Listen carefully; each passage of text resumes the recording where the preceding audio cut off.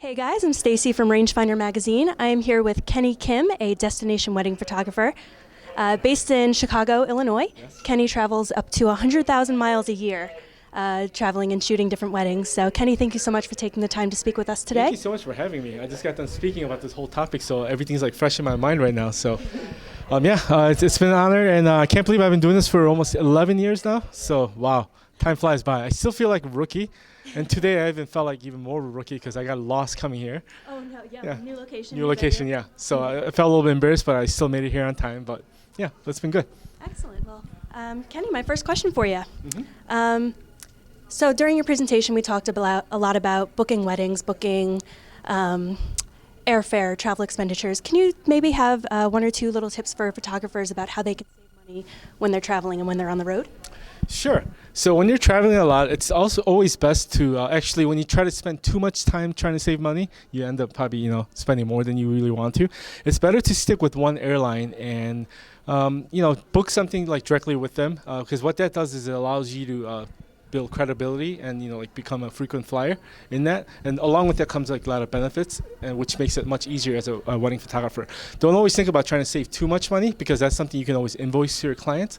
Obviously you don't want to take advantage of that situation, but what I also do is every time I spend something, I come up with the budget and I let the clients know about it, so that they know ahead of time what they're paying for, and if they approve, which almost they do, then I go and use it. Otherwise, I find other solutions. But trying to save money, you don't always have to travel like extravagantly. That's the thing as a destination wedding photographer.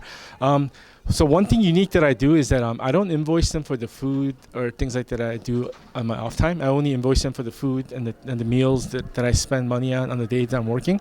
Other days, I just go grocery shopping or buy something light or try to eat a little bit more healthier, so I stay in better shape and save money that way at the same time. So, yeah. Hopefully that answered your question. Yeah, no, I think so. Okay. Next question I have for you. Sure. Let's see. When it comes to finding destination clients, how do you go about searching for them, or do they find you? How does that work? Ooh, okay. To try to answer all that in one question, that's going to be kind of tough.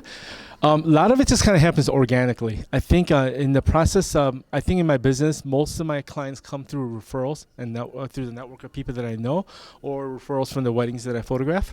I just spent the whole 2 hours talking about harnessing the power of social media to make that happen as well. I think within social media, there's so much resource there that you can tap into. And the reason why this is also important right now is because we live in a generation where most of our clients are between the ages of 25 and 35.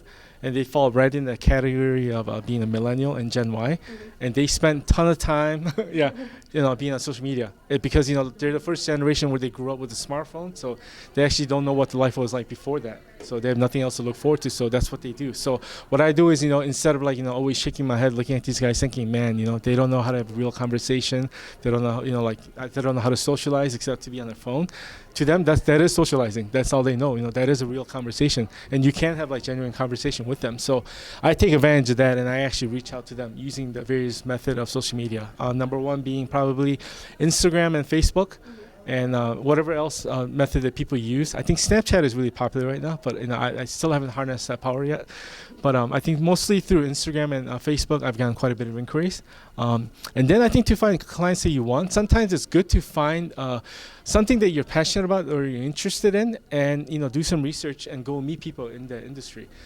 Great example is I'm a big fan of wine. So what I love to do is I love to find things out about wine. So I love to go visit places like Napa Valley and meet winemakers, people that live in the town. And as I'm doing all these things, just kind of organically, I build relationship with people, and as they get to know me as a photographer, somehow conversation always comes up. Hey, I have an uncle that's getting married, or I have a friend that's getting married, and I get referrals that way as well. So I can't give you specific steps on how it happens, but as you do your normal everyday thing, it just works out that way. The third and final question I'd like to ask you is about scouting locations. So if a client hires you to shoot in a location that you've never been before, how do you go about finding good spots to take pictures and portrait sessions? That's a great question. So a lot of times if I go to destination locations we're not too familiar with, before they even sign a contract with me, I put in a clause that I like to arrive 2 days in advance before the wedding date place. Number one, because I want to get there without any travel mishaps. With all the delayed flights or your bag getting lost with your equipment, you don't want that happening. So that so I get there ahead of time, and then on top of that, I offer to scout out the location of where the venue is going to be. So I check out all the things. I look for what time of the day the sun's going to set, depending on the ceremony. And if it's an outdoor wedding, I'll try to look for locations that are optimal. And I almost always encourage them to do some photo shoots outside of their wedding day too, because we're going somewhere, destination. So that means we're not bound to just one day of wedding.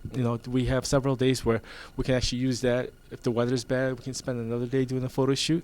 So there's a lot of options that we can work with, but I think the main thing is that you got to do your homework and go out there and do your research. No, absolutely. Yeah. Well, terrific.